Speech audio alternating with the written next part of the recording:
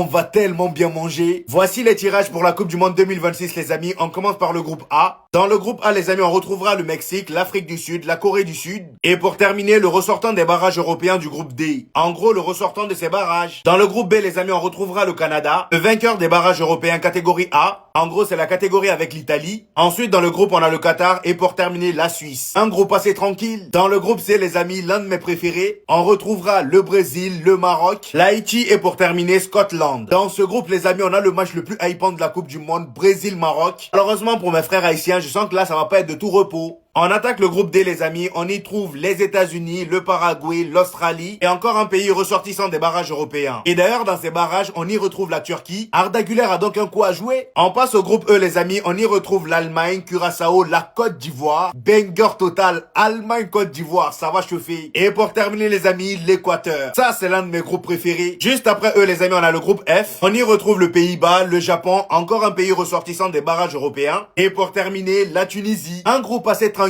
mais équilibré quand même. Et pour ceux qui se demandent quels sont les pays des barrages de ce groupe, eh ben ils sont là. Il y a la Suède, la Pologne.